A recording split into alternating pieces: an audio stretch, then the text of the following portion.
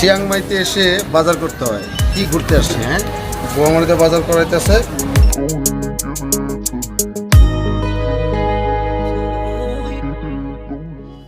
তুমি কি কি বাজার করেছো আজকে চিয়াং মাই থেকে? আর এখন আমরা একটু চা করবো, চা খেয়ে তারপর এটা কি চা হচ্ছে? বাহ বাহ বাহ, মজার জিনিস। আলু, বেগুন, পেঁয়াজ। মাছ আছে এটাতে। এখন কি রান্না হচ্ছে এটা? এটা ডাল, ডাল চচ্চড়ি। ডাল চচ্চড়ি হবে না?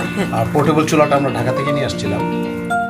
এই মাছগুলো আজকে আমরা তিনজন এই যে চুলা। দিন শেষে খাওয়াটা ভালো না হলে মজা হয় না। রাইট। বাহ, মশলা কি ঢাকা থেকে নিয়ে আসছো সব? হ্যাঁ, সব। মশলা দানিগুলো তো সুন্দরই দেখি তো। মরিচ, ব্লগে রান্না বান্না এই ফার্স্ট টাইম আমার ব্লগে রান্না বান্না, তাও আবার বিদেশের মাটিতে। হ্যাঁ, এখন কি দিলা? এটা দিলাম ধনিয়া। ধনিয়া। এটা দো পেঁয়াজা করবো। ও, ধনেপাতা দিই। ধনিয়াটা কোনটা পরিমাণ মতো পরে দিব, আমি আপাতত জাস্ট ম্যারিনেটেড করার জন্য যতটুকু প্রয়োজন।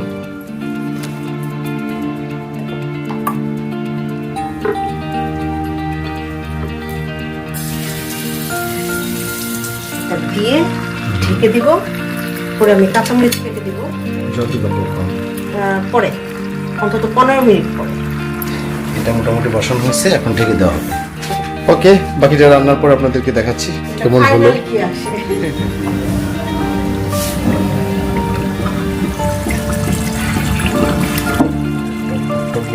কালারটা সুন্দর আসছে। কি করলা এই ছোট্ট একটা চুলায়? যে রাঁধিতে জানে সে চুলো বাতিতে জানে, বুঝেছো? এই আসলে ভালো হয়েছে মাছটা, তাই না? আমার মনে হয় খাইতে টেস্ট হচ্ছে। আমি তো টেস্ট করে দেখছি। তাই চুর। আরে ঝাল লবণ টেস্ট করছি, নাহলে খাইতে পারবো না। সিলিন্ডারটা আমরা এখান থেকে কিনেছি। সিলিন্ডার প্লেনে নেওয়া যায় না, কোনো ইয়ারে এই সিলিন্ডার নেওয়া যাবে না।